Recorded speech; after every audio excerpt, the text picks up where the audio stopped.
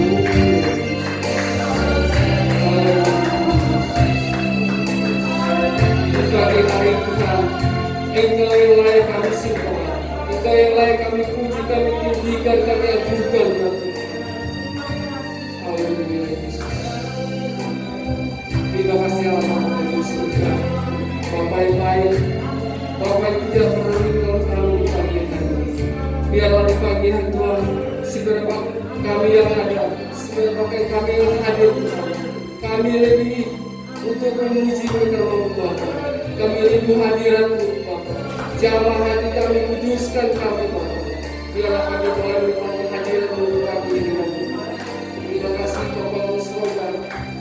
Mulai kita siap untuk kami Tuhan, berkati kami Tuhan. Terlebih jemaat sidang sudah hadir di pagi ini Bapa. Berkati kami semua. Kami siap untuk memuji hanya di dalam nama Tuhan Yesus Kristus. Haleluya. Amin. Masih untuk memuji Tuhan. Mari kita masuk ke pujian sukacita kita. Hari ini adalah harinya Tuhan.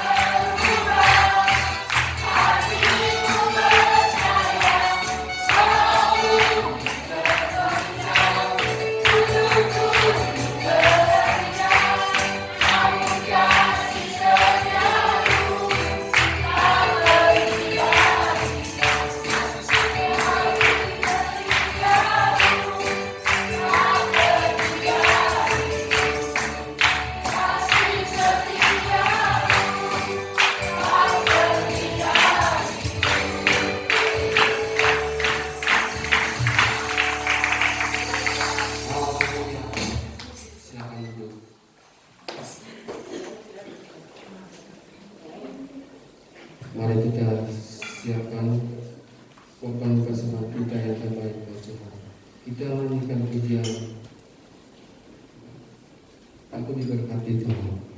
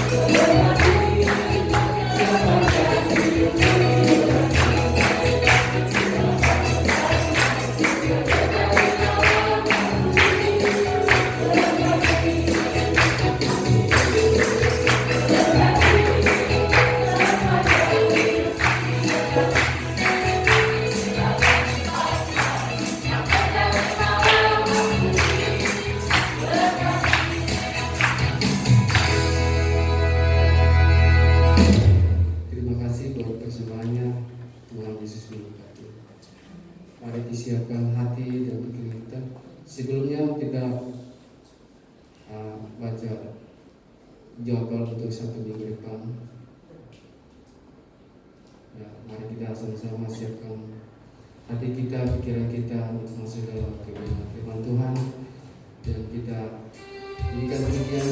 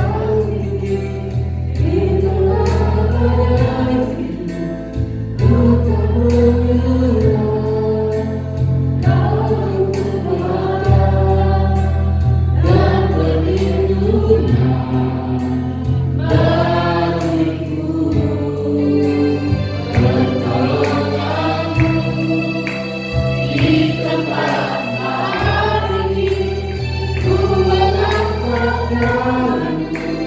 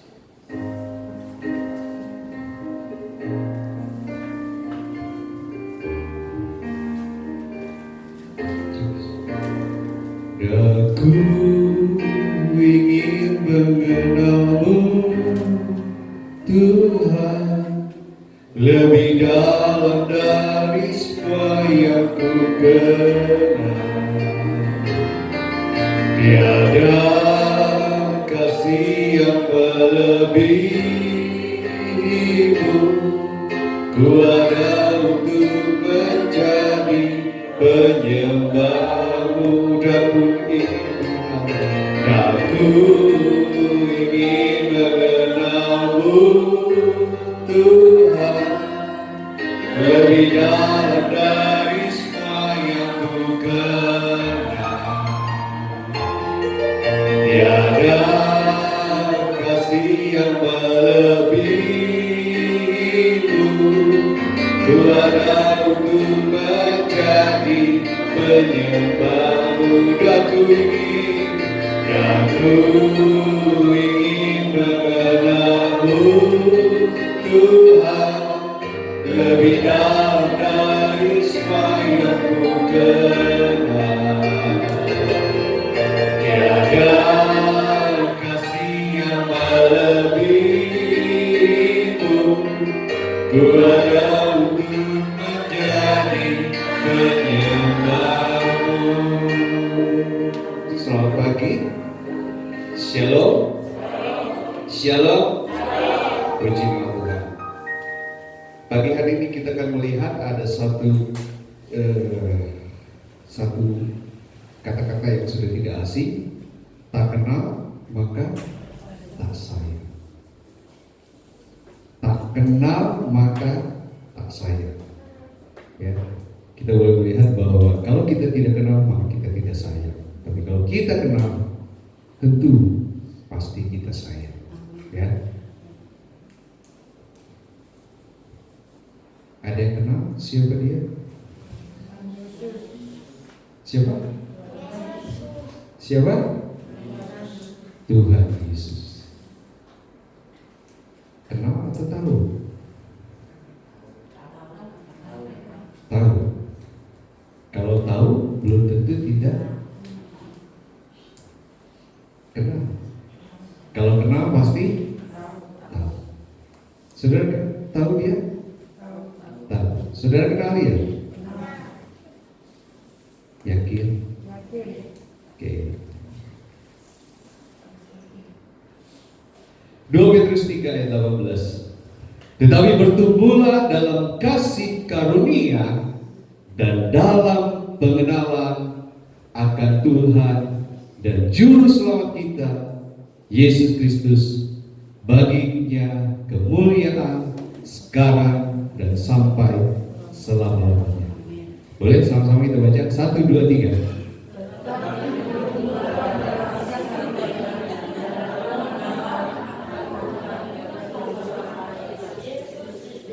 Baginya ya. Ini adalah satu tulisan yang ditulis oleh Rasul Paulus. Katakan tetapi bertumbuhlah dalam kasih karunia dan dalam pengenalan akan Tuhan dan Juru Selamat kita, Yesus Kristus. Jadi pagi hari ini kita akan mengenal siapakah sosok pribadi, yaitu yang namanya Yesus Kristus. Ada 3 gelas, 1, 2, 3. Menurut saudara ada bedanya enggak?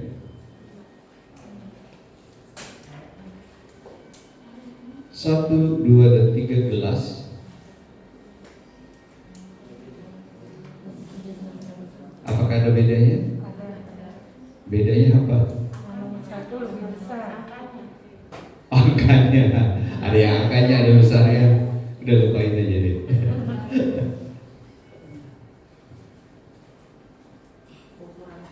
Ada yang bilang ukurannya gelasnya.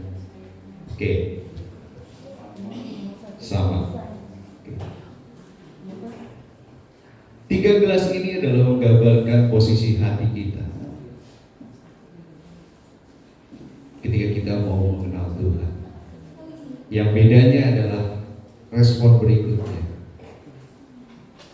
Yang pertama apa? Gelasnya tertutup. Yang kedua, gelasnya bocor. Tapi yang ketiga, dia menampung sampai luber.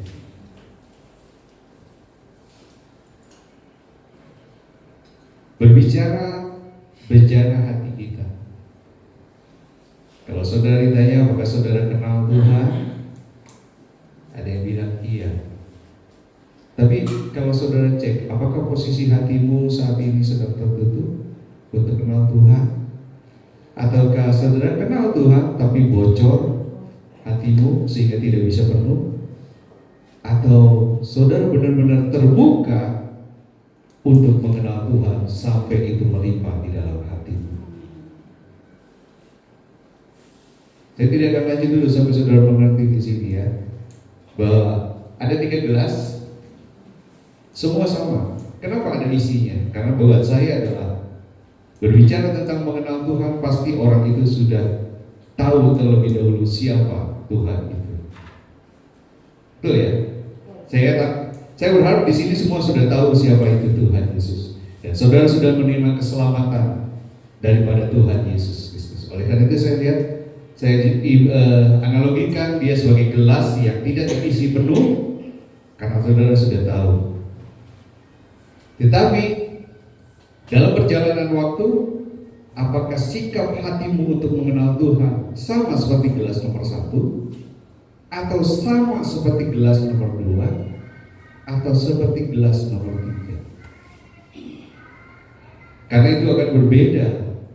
Kalau saudara mau kenal Tuhan tapi hatimu tertutup, jangan harap saudara bisa kenal Tuhan. Nomor 2, saudara memang beribadah, saudara memang datang, tapi hatimu masih bocor. Jangan berharap saudara akan penuh mengenal Tuhan. Tapi kalau nomor 3, hatimu terbuka dan engkau memiliki kerinduan, maka engkau akan hidup dilimpahi. Sama seperti tadi 2 Petrus katakan bahwa bertumbuh dalam kasih karunia dan dalam pengenalan akan Tuhan dan Juru Selamat kita Yesus Kristus. Baginya kemuliaan sekarang dan sampai selama-lamanya.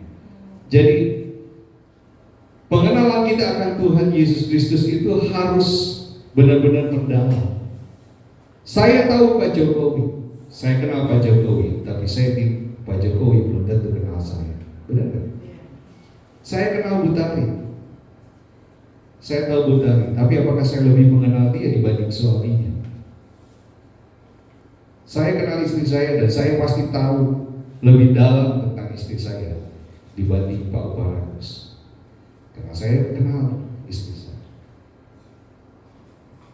Jadi itu tentang pengenalan, ya. Berbicara tentang gelas yang nomor 1, kalau kita lihat di dalam Hosea pasal 4 ayat 6, umatku binasa karena tidak mengenal Allah, karena engkaulah yang menolak pengenalan itu. Maka aku menolak engkau menjadi imamku, dan karena engkau melupakan pengajaran Allahmu, maka aku juga akan melupakan anak-anakmu. Jadi setiap anak Tuhan yang menolak untuk mengenal Tuhan, dia sama saja dengan gelas yang tertutup. Oleh karena itu firman Tuhan katakan, janganlah engkau keraskan hatimu ketika engkau dengar firman Tuhan. Bukan besok, bukan nanti, bukan kemarin, tapi hari ini. Kalau engkau dengar firman Tuhan, jangan keraskan hati. Kalau engkau mengeraskan, sama saja dengan engkau menolak pengenalan. Oke?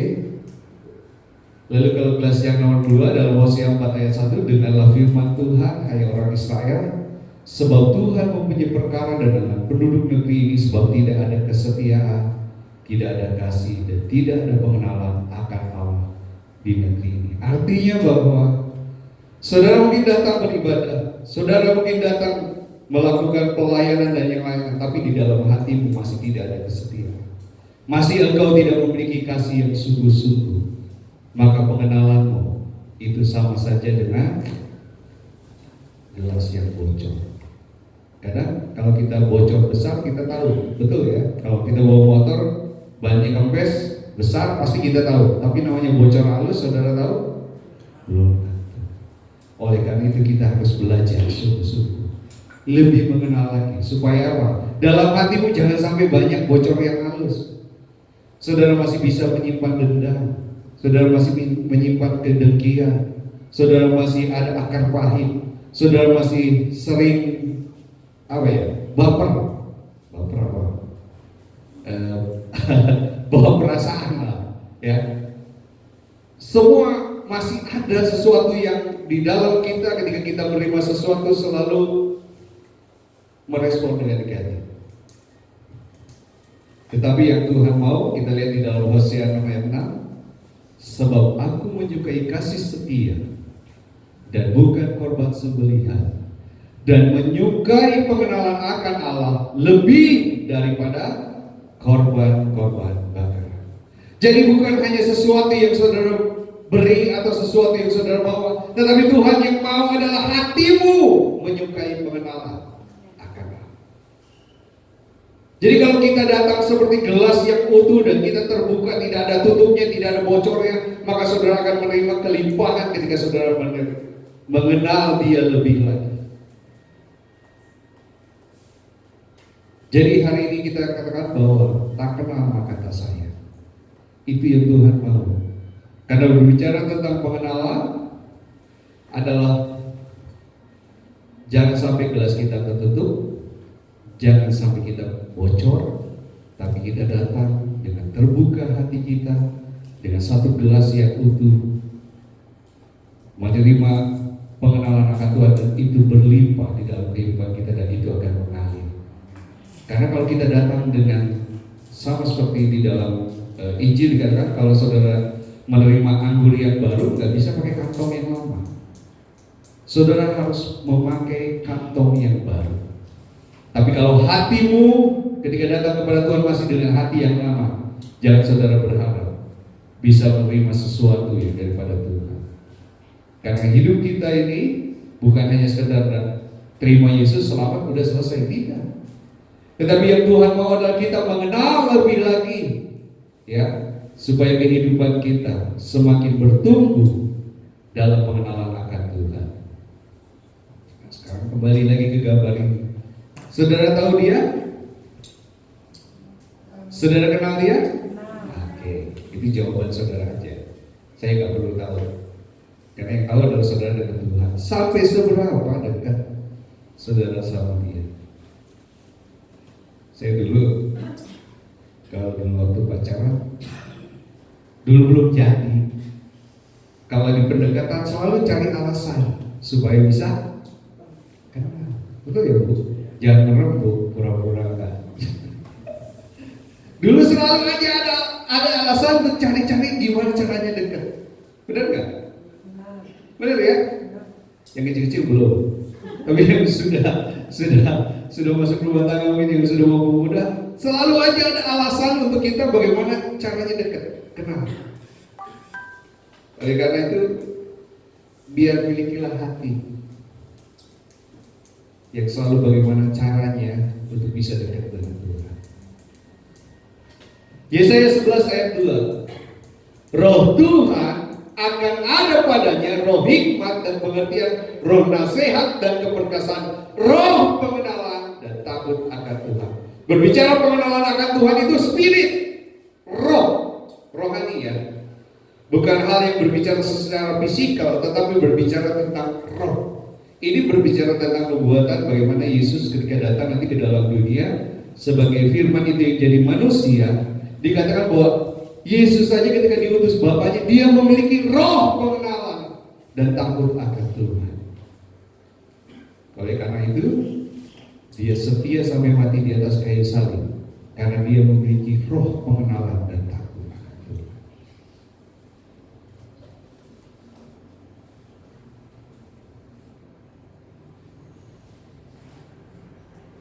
Tadi kembali lagi, tak kenal maka tak sayang.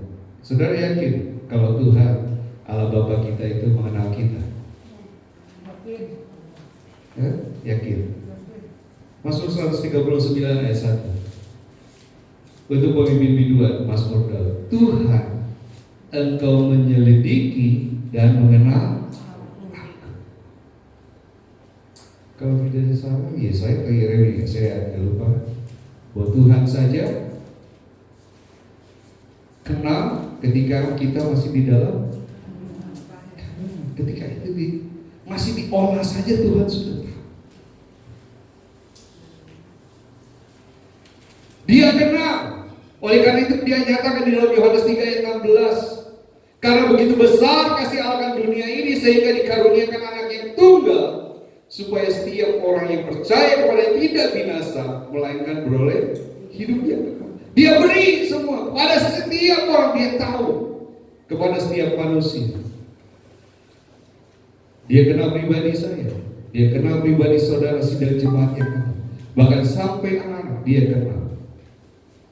Dan dia menyelidiki karena dia ingin. Karena itu dia nyatakan, karena itu dia utus Tuhan Yesus sebagai manusia untuk datang ke dunia ini dalam pelayanan bahkan sampai mati untuk memperkenalkan siapa Allah itu dan siapa Tuhan Yesus. Sampai hari ini kita bersyukur bahwa berita firman Tuhan dulu bukan hanya untuk bangsa Israel, tapi buat kita semua, buat seluruh seisi dunia ini yang mau mengenal Dia. Itu adalah menjadi kasih karunia dan berkat yang terbesar dalam hidup kita. Kalau tidak, kita tidak akan selamat. Betul. Sia-sia saudara. Kalau saudara datang hari ini dan saudara tidak percaya bahwa keselamatan sudah menjadi bagian buat saudara, sia-sia. Betul. Lebih baik saudara ikut dunia ini, silakan mungkin bergembira menyukakan hatimu, tapi karena saudara tidak tahu kemana. Tapi kalau saudara datang hari ini dan saudara percaya saudara keselamatan sudah menjadi bagian saudara, mari kenali Dia lebih dalam lagi. Yohanes 17 ayat 3. Inilah hidup yang kekal itu, yaitu bahwa mereka mengenal Engkau satu-satunya Allah yang benar dan mengenal Yesus Kristus yang telah Engkau utus. Jangan sampai saudara salah. Kalau saudara mencari Allah yang lain di tempat ini, lebih keluar. Betul. Karena di tempat ini hanya mengenal satu-satunya Allah, yaitu Yesus Kristus. Dan kenapa? Nanti ada alasannya. Kenapa kita harus mengenal Dia? Ada yang tahu? Kenapa kita harus? Kan kita udah selamat. Kalau menurut saudara ya udah cukuplah. Datang beribadah ya ibadah aja. Tapi kenapa Tuhan mau kita memiliki roh pengenalan supaya mengenal Yesus dengan sungguh-sungguh, dengan lebih benar lagi dan bertumbuh di dalam Dia. Kenapa? Ada yang bisa jawab? Saya seperti tadi saya ilustrasikan ketika saya berpacaran dengan istri saya kejar cari kesempatan. Setelah dapat kesempatan, akhirnya masuk ke mana? Jenjang pernikahan. Dan nanti, ya analoginya adalah suatu saat saudara adalah sebagai mempelai pengantin perempuan, dan Allah kita adalah Tuhan Yesus sebagai mempelai laki-laki. Tapi itu nanti. Tapi selama kita di dalam dunia ini, kita akan dulu satu pujian, refnya aja. Bisik kalau salah.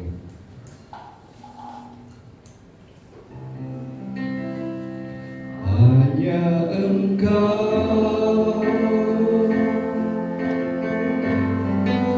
pribadi yang mengenal hatiku.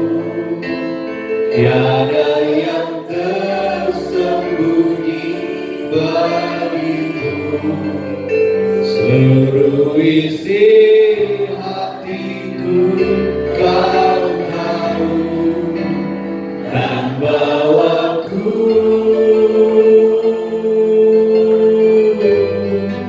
untuk lebih dekat lagi padamu.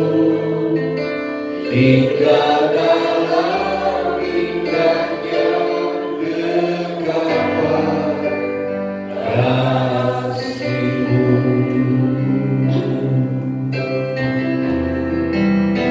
Hanya Engkau pribadi yang mengenal hatiku, pribadi yang mengenal hatiku.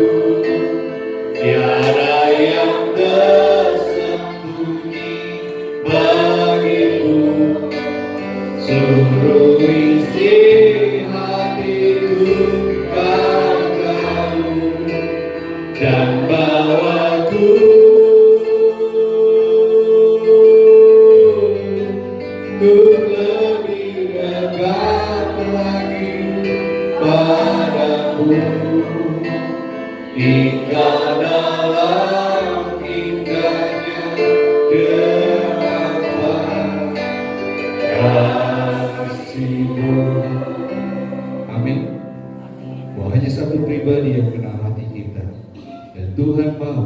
kita lebih dekat lagi padanya. Nah, ini alasannya. Yeremia 4 ayat 22. Sungguh bodohlah umatku itu, mereka tidak mengenal aku. Mereka adalah anak-anak tolol dan tidak mempunyai pengertian. Mereka pintar untuk berbuat jahat, tetapi untuk berbuat baik mereka tidak tahu. Sebentar, maaf ada telepon.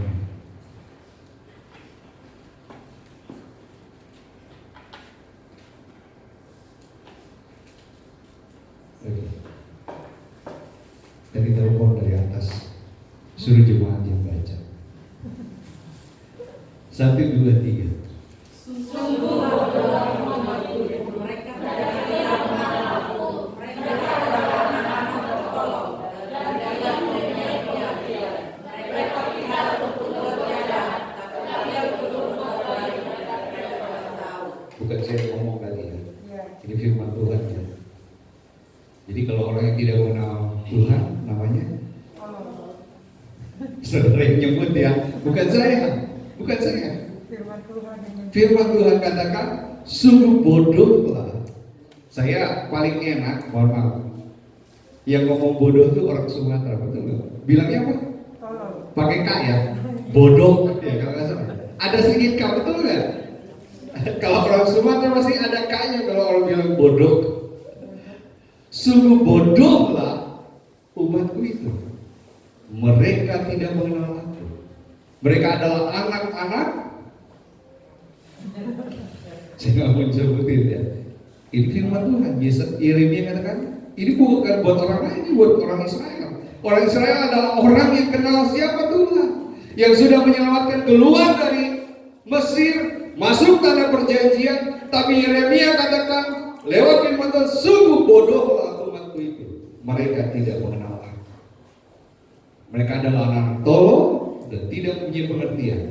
Mereka pintar untuk berbuat jahat, tetapi untuk berbuat baik mereka tidak tahu. Tadi Hosea katakan, umatku binasa karena tidak mengenal. Jadi kenapa Tuhan mau kita mengenal Dia? Supaya jangan saudara sudah menaik keselamatan, saudara menjadi orang yang bodoh, saudara menjadi orang yang tolol, saudara menjadi orang yang binasa. Karena apa? Karena tidak mengenal siapa Dia.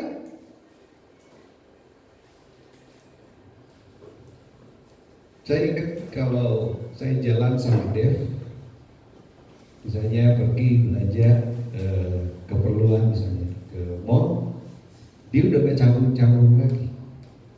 Dia ambil coklat, karena dia tahu ada omnya yang pasti bayarin. Gak lagi nanya, dia ambil aja coklat, dia pegang, mau ini ya, masuk. Dia lihat, kayaknya itu aku mau ambil, masuk. Tapi coba kalau jalan sama bunda, bun, beli dong, bun. Karena belum tentu dibeliin sama bundanya, belum tentu ya. Tapi karena dia tahu siapa, ketika dia berjalan. Saya kalau jalan misalnya sama Bapak Ragus, pasti saya masih punya rasa takut. Tapi kalau di samping saya misalnya Pak Jokowi, saya nggak akan takut. Karena apa? Di samping Pak Jokowi pasti banyak ya saya nggak akan takut. Jadi kalau masih Pak Ragus, walaupun mungkin aparat, tapi masih ada atasannya lagi. Tapi kalau Pak Jokowi memang paling atas di Indonesia ini, pasti dia ada kelilingi. Dan kalau kita jalan, Pak waktu pernah salaman sama Pak SBY ya, sama Pak Jokowi belum ya, belum ada fotonya. Oh bangga, ditempel. Karena apa? Sama presiden. Lalu sama Bu RT sama Pak RT, mungkin akan kita ajar kali. Tapi kalau sama presiden kita, karena kita tahu dia punya kekuasaan. Nah apalagi kalau kita berjalan dengan Pak Jokowi yang kenal dengan kita. Pak Jokowi kalau kenal kita pasti dia akan ayo ke sini. Gak mungkin dia suruh sana, karena dia kenal. Makanya dia akan ayo ke sini. Amin. semakin kita kenal Tuhan, maka kehidupan kita akan semakin bertumbuh di dalam Tuhan. Yeremia 24 ayat 7. Aku akan memberi mereka suatu hati untuk mengenal. Jadi Tuhan punya kerinduan supaya saudara dan saya mengenal Dia lebih lagi, bertumbuh di dalam Dia, dan Dia beri hati untuk kita mengenal Dia. Oleh karena itu, kenapa saya tadi analogikan dengan gelas, supaya hatimu jangan tertutup, jangan hatimu bocor, jangan hatimu ada bocor halus, bocor besar. Jangan saudara berharap bisa mengenal Tuhan kalau hatimu tertutup dan saudara masih punya hati yang bocor. Tapi engkau datang dengan hati yang sungguh-sungguh terbuka, dengan gelas yang utuh, maka engkau akan menerima, bertumbuh dalam kasih karunia dan berlimpah. Yeremia 24 ayat 7, aku akan memberi mereka satu hati untuk mengenal aku, yaitu bahwa akulah Tuhan. Mereka akan menjadi umatku, dan aku ini akan menjadi Allah mereka, sebab mereka akan bertobat kepadaku dengan segenap hatinya.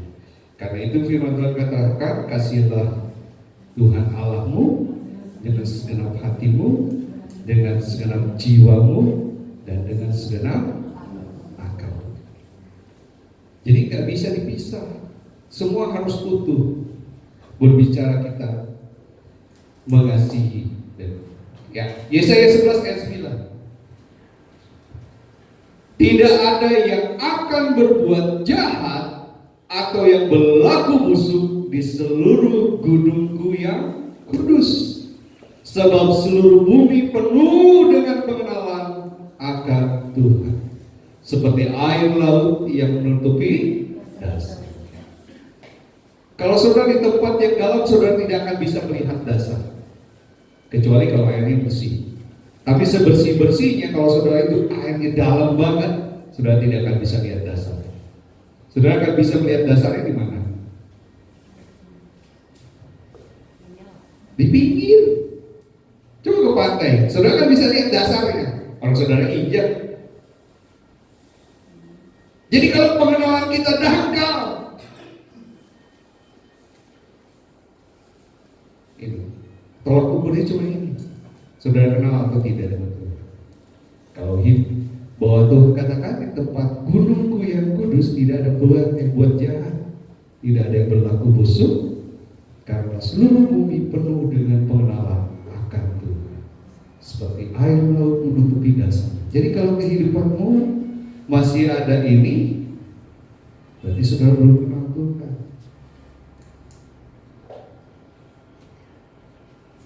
Amin. Gampang firman Tuhan, nggak susah-susah firman Tuhan, nggak susah. Tadi kalau Tuhan beri hati supaya kita bertobat, dan yang ini Tuhan ajarkan di dalam gunungku yang kudus, berbicara tentang kesucian, tidak ada satu pun perbuatan jahat. Amin. Oke. Kalau kita mengenal Tuhan, kita berbicara tentang kebenaran. Siapa sih yang sudah jadi orang benar? Belum ada satupun. Astagfirullah. Saudara belum jadi orang benar. Ketika saudara kenal Tuhan, saudara itu sudah dibenarkan. Ketika saudara bertobat, saudara itu sudah dibenarkan. Karena itu ketika kita sudah benar, baru kita melakukan kebenaran. Bukan sebagai orang yang berbuat yang masih jahat, terus saudara dituntut kepada kebenaran, bukan. Tapi ketika saudara kenal Tuhan, maka saudara diberi kebenaran. Ketika kebenaran yang dari Tuhan itu ada di dalam kehidupan kita, baru kita diajar untuk melakukan kebenaran. Karena itu kalau ditanya siapa yang sudah jadi orang benar, ya harus angkat tangan. Karena dengan iman engkau dibenarkan. Jadi kalau saudara belum memiliki iman, apapun yang engkau lakukan bukan dalam kebenaran. Dan berbicara tentang, saya ini belajar ambil aja ya, nggak tahu bahasa apa itu. Ortos itu sama dengan lurus. Jadi kalau yang giginya mau lurus ya, atau kakimu lurus, ada itu ilmunya. Jadi ortos itu sama dengan lurus, ya. Jadi ketika kita, kenapa? Karena kita supaya tahu, karena dengan mengenal Tuhan maka kita akan sampai pada kebenaran yang sejati. Ada 3 yang harus kita lakukan berbicara tentang mengenal anak Tuhan. Yang pertama ortodoksi, itu sama dengan ajaran benar.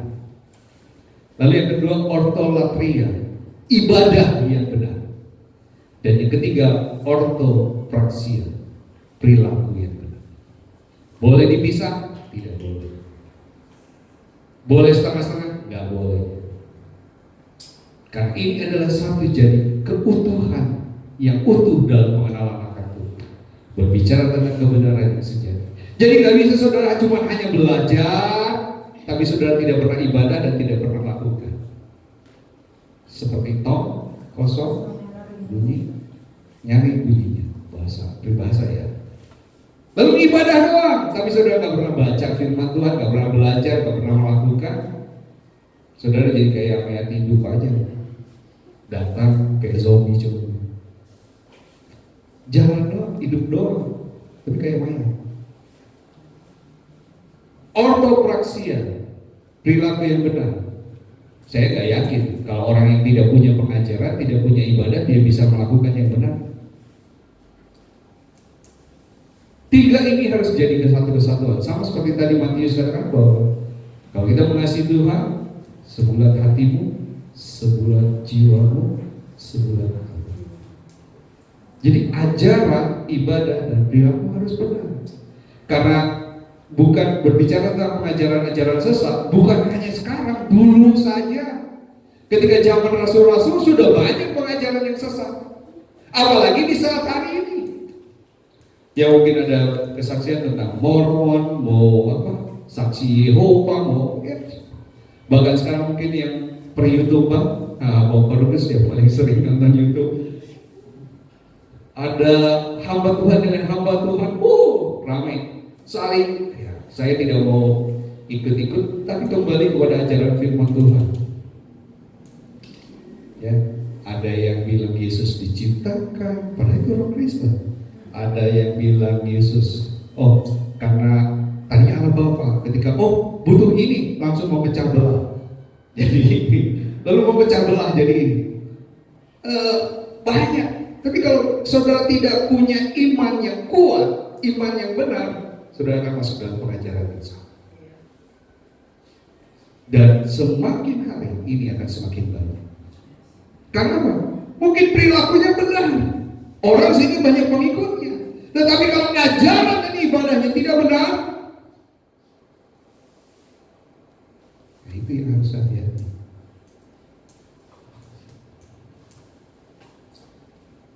Semua bisa baca Alkitab, bersyukur kita punya Alkitab, bukan palsu ya, ingat.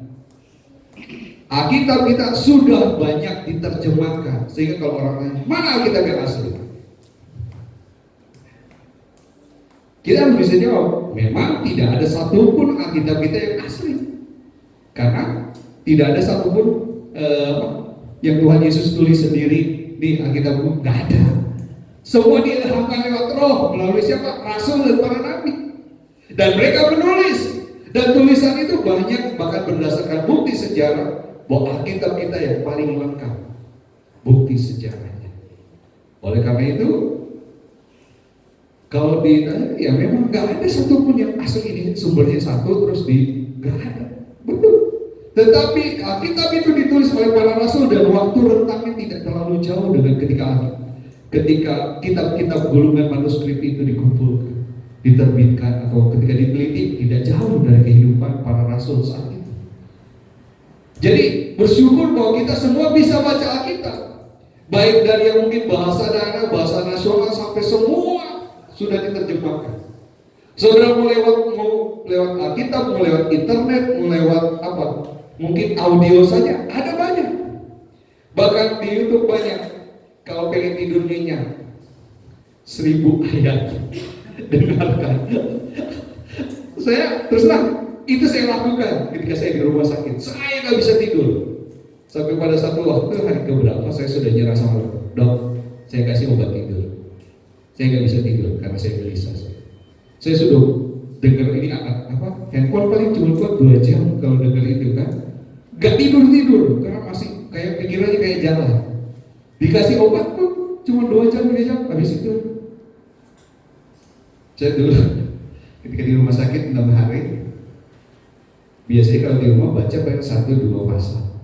Ketika di rumah sakit sampai saya sakit 1 bulan, kita perjanjian baru selesai. Cuma nggak sampai 30 hari selesai. Ketika ada himpitan, baca firman Tuhan banyak.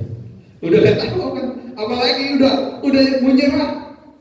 Satu kekuatan dalam firman Tuhan, walaupun mungkin caranya salah, tapi Tuhan buat saya dalam waktu 30 hari. Bahkan sampai sekarang enggak sampai 2 bulan sudah mau tinggal perjanjian lama, tinggal setengah lagi. Saya bacanya mundur. Kalau dulu baca dari Kejadian, saya baca dari mulai kitabnya Paulus, Wahyu, semua mundur sampai ke belakang. Udah saking bingungnya bacanya jadi mundur. Tapi itulah, semua bisa baca Alkitab. Sehingga kembali bahwa jangan kita hanya sekadar baca Alkitab, tapi kita tidak belajar mengenal siapa Dia. Sehingga kita salah dalam mengenal Dia. Lalu poin yang kedua adalah jangan asal klaim dari Roh Kudus. Banyak sekali sekarang. Saya mimpi, ya terserah ya. Saya antara kalau memang itu dari Tuhan, ya silakan saja. Karena Rasul Paulus katakan, ujilah setiap roh. Ya silakan yang sudah mau naik ke tingkat ke-7, tingkat ke-8, terserah. Tapi kembali, kalau buat saya poinnya kembali kepada 3 ya. Ajaran benar, ibadah yang benar, perilaku yang benar. Jangan heran, Roh Kudus dia diperlukan Roh Kudus, tapi perilakunya masih saudara dapatkan dia tidak benar, jangan heran. Karena setiap manusia dituntut harus 3-tiganya benar. Jadi nggak bisa kita asal cuma Roh Kudus saja. Berbicara ibadah yang benar di mana? Ayatnya di mana kalau tentang berbicara ibadah yang benar? Yohanes 4 ayat 23 dan 24. Beribadah dalam roh dan kebenaran. Jadi saya tidak mengklaim bahwa ini ibadah. Tidak, kembali semua saja kepada firman Tuhan. Kembali semua uji lewat firman Tuhan. Karena saya yakin dan percaya kalau Roh Kudus akan mengingatkan apa yang sudah diajarkan oleh Yesus dan para rasul. Jadi kembali pengajaran kita adalah kembali kepada ajarannya Yesus dan kembali kepada ajaran rasul-rasul yang sudah menyampaikan firman Tuhan, yang bagaimana mereka yang sudah jadi saksi hidup menulis dan menceritakan semuanya. Itulah yang kita pakai jadi dasar. Banyak sekali yang bertanya, mana di dalam Alkitab ada nggak Tritunggal? Memang tidak ada. Itu adalah satu kesepakatan yang diajarkan oleh bapak-bapak gereja kita.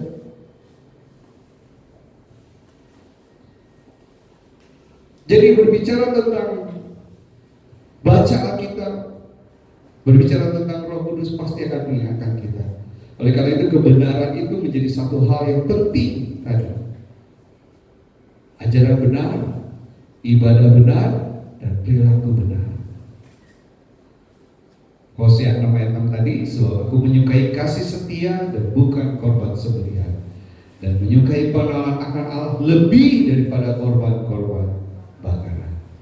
Kalau Tuhan menyukai korban bakaran, orang yang kaya, orang yang tidak kenal Tuhan, mereka yang lebih duluan. Tapi bersyukur Allah kita bukan Allah yang material, Allah yang pengen disembah. Tuhan mau hati kita lebih yang mengenal Dia. Filipi 3 ayat 8. Nah ini lebih parah lagi.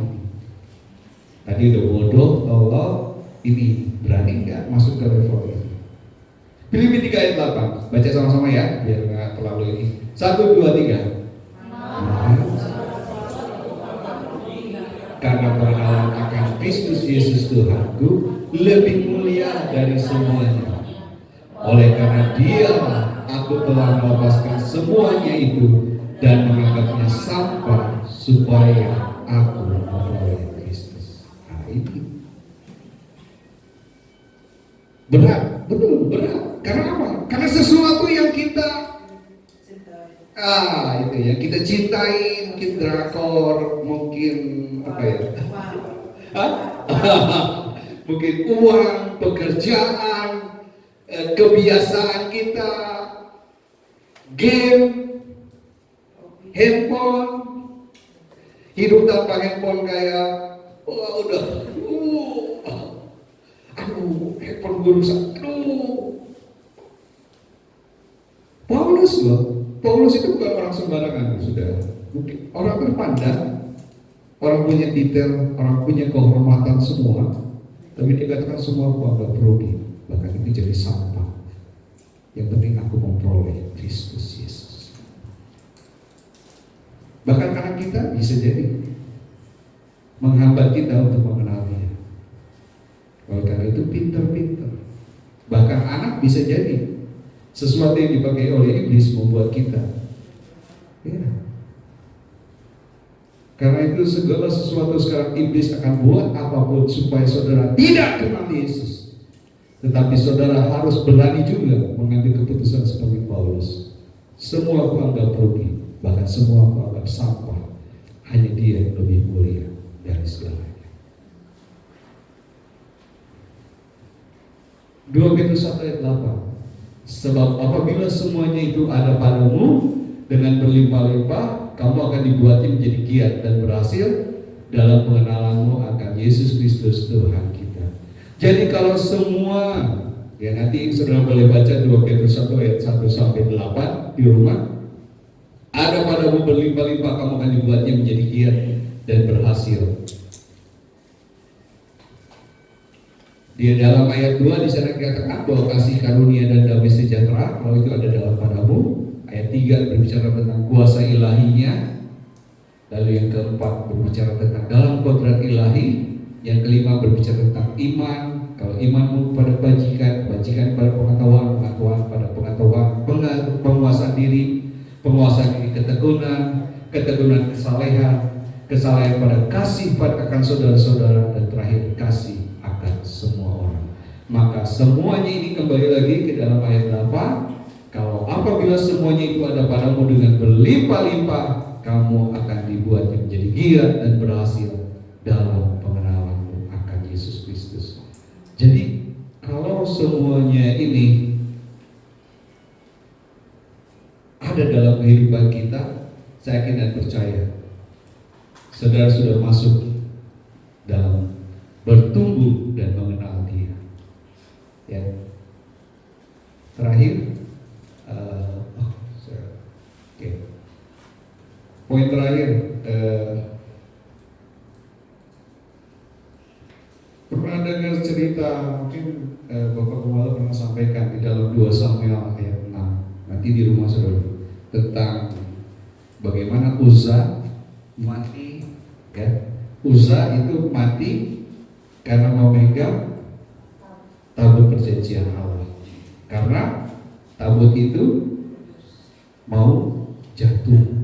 Jadi Uza niatnya nahan supaya jangan jatuh. Mungkin kalau kita baca sepintas seperti Tuhan kejam amat, niatnya baik kok. Kereta itu berjalan, tergelincir, tabut Allah mau jatuh, dipegang. Kok Uza yang mati? Kalau saudara baca bagaimana Raja Daud waktu itu ingin memindahkan dari rumah Abinadab, ya, dari Bet-Shemesh lalu ke kota Daud. Di Bet-Shemesh saja Tuhan sudah buat bangsa Filistin menderita oleh karena ada tabut Tuhan. Tapi ketika dia masuk ke rumah Abinadab, lalu Daud akan mengambil, dibuatkanlah itu kereta baru, bukan kereta bekas, bukan, kereta yang baru yang sudah disiapkan untuk mengangkut tabut perjanjian.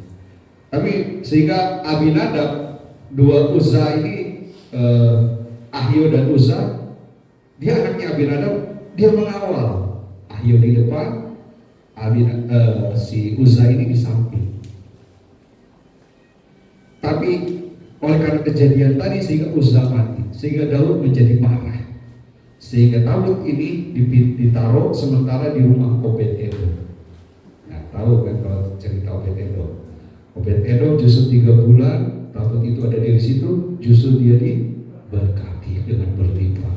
Karena dengar Obed-Edom diberkati berlimpah, Daud semakin tertarik.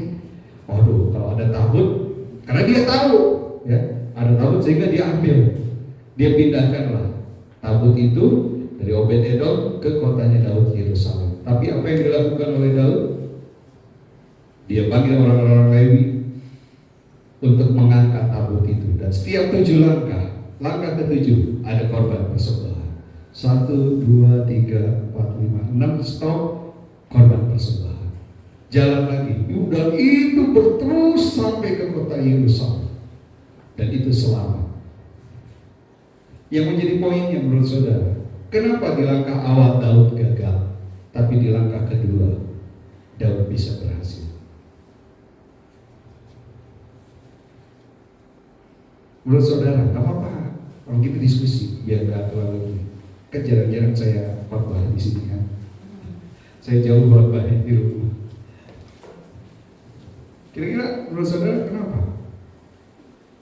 Kok yang pertama Daud hukum Uzza sampai mati, tapi di langkah yang cara kedua itu selamat sampai Yerusalem?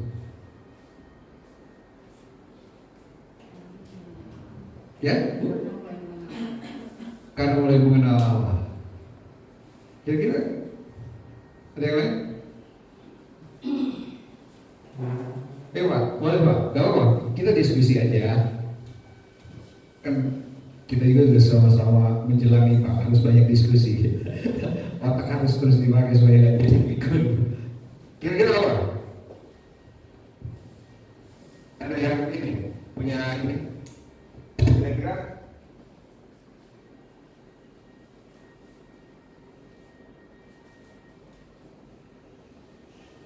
Ada yang punya jawabannya? Ada yang punya jawabannya? Kenapa di langkah pertama gak berhasil, tapi di langkah kedua kok berhasil?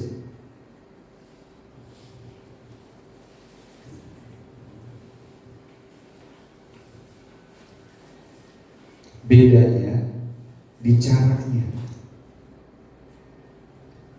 Tabut perjanjian itu ada tongkat pengusung. Jadi tabut perjanjian itu hanya boleh dibawanya dengan cara diangkat, dipikul oleh orang Lewi. Tidak boleh selain orang Lewi, tidak boleh ada satupun, mau bangsa siapapun tidak boleh. Dan itu dipikul. Dan itu sudah tertulis di dalam firman Tuhan ketika tabut perjanjian itu dibuat. Itu sudah ada tongkat pemikulnya. Jadi ketika Daud mengerti tentang bahwa tabut perjanjian itu harus dipikul, harus diangkat oleh orang Lewi, dan harus ada korban itu adalah untuk sebagai satu kesucian, kekudusan. Sedangkan ketika itu adalah ketika dari Bet-Semes juga dulu dikeluarkan itu menggunakan roda, sehingga ya pada saat itu dipikir ya udahlah pakai roda, memang sudah ada. Karena mereka pikir ya itu cara yang menurut mereka benar. Tetapi ketika dalam firman Tuhan, ketika di awal itu, bahwa itu tongkat tabut perjanjian itu digotong, dipikul oleh orang-orang Lewi. Jadi kembali kepada tadi berbicara tentang kebenaran. Kalau kita sudah mengenal, maka kita akan mengerti apa itu yang benar, ajaran yang benar, ibadah yang benar, dan perilaku yang benar. Jadi semakin kita akan mengenal Tuhan, maka semakin kita dibawa kepada kesucian, kekudusan, dan kebenaran yang sejati. Tapi kalau kita tidak memiliki kebenaran, saudara, jalannya akan seperti mobil yang tapi kalau saudara memiliki kebenaran, maka Tuhan akan bawa terus jalan yang lurus. Kalau jujur, enakan jalan yang lurus atau jalan yang belok-belok? Tergantung kali kalau buat sopir. Kalau buat kita yang duduk di belakang, enakan yang lurus kan?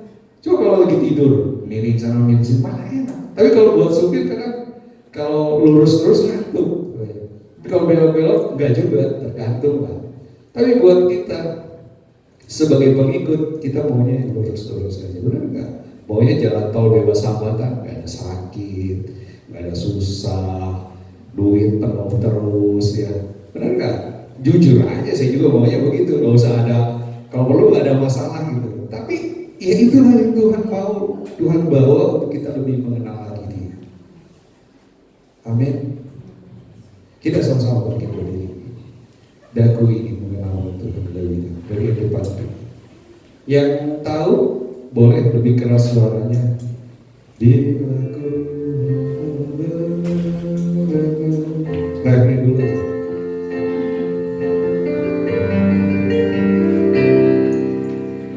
Aku ingin mengenalmu Tuhan lebih dalam dari semua yang ku kenal.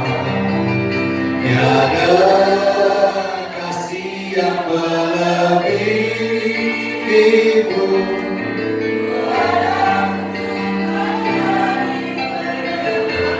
Dan ku ingin mengenalmu.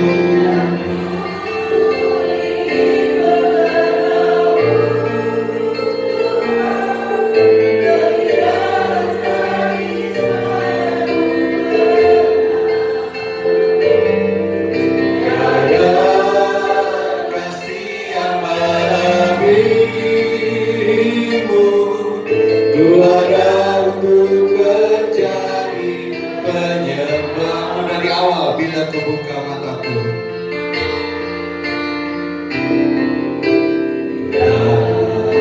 ku buka mataku dan bila wajahku ku terpesona. Bila ku lihat hidupku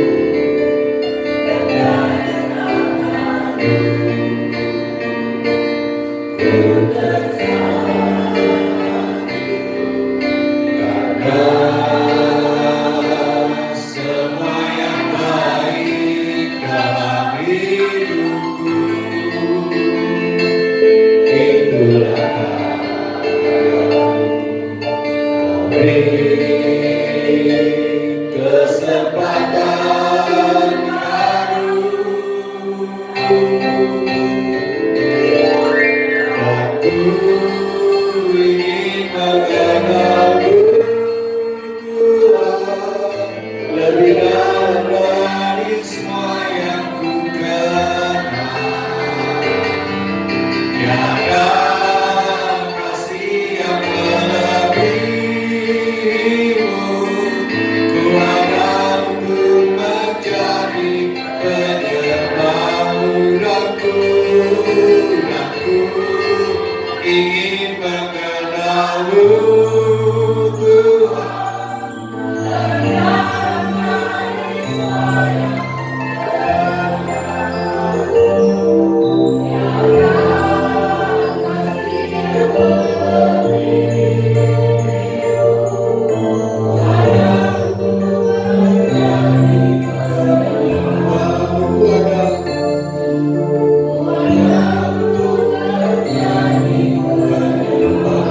Sekali lagi ku ada untuk menjadi penyembahmu. Haleluya, haleluya, haleluya Yesus. Glory, glory bagi nama Tuhan Yesus. Terima kasih Bapa, terima kasih Yesus. Terima kasih Roh Kudus buat kebenaran firman Allah pagi hari ini yang memberi kekuatan, menambahkan iman kepada kami Tuhan, agar kami lebih dalam lagi mengenal Engkau, sebab Engkaulah Allah, Engkaulah Tuhan, Engkaulah Juru Selamat kami yang terbaik dalam hidup kami. Sebab itu Tuhan, mampukan kami, kuatkan kami. Lebih daripada itu Tuhan, tanamkan, meteraikan firman-Mu dalam kehidupan kami, agar kami dapat melakukan kebenaran firman Allah di setiap langkah hidup kami.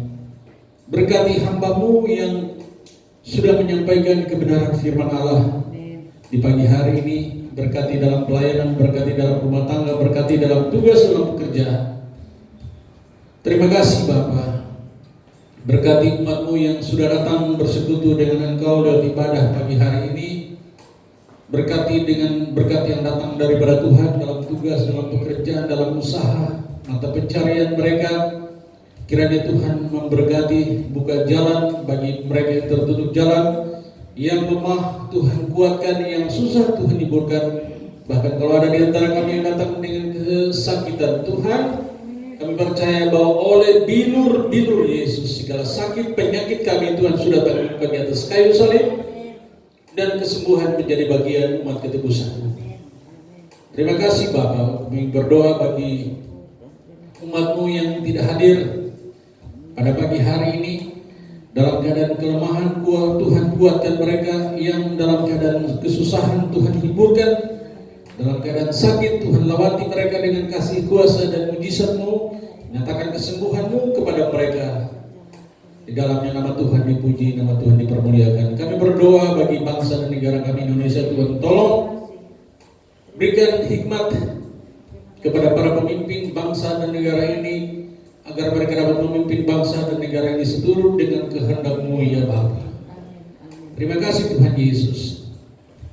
Kami akan kembali, kami akan pulang ke rumah kami, sertai pimpin kami di perjalanan, jaga lindungi pelihara tutup bungkus dengan kuasa-Mu, tibakan dengan tidak kurang suatu apapun, dan kembalikan kami pada waktu-waktu yang sudah ditentukan untuk senantiasa kami bersekutu dengan Engkau ya Bapa.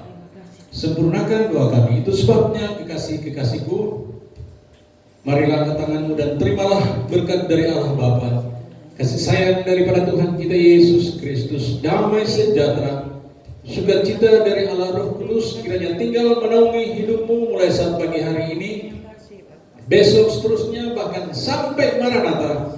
Yesus datang kembali pada kali yang kedua untuk menjemput akan saleh-salehnya di angkasa yang permai.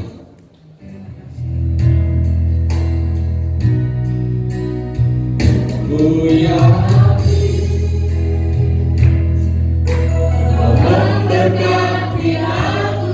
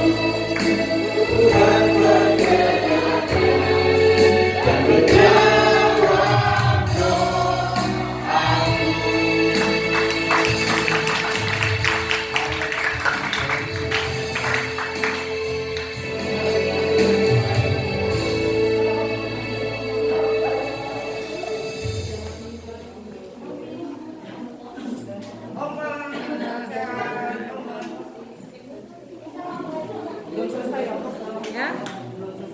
Belum separuh-paruhan.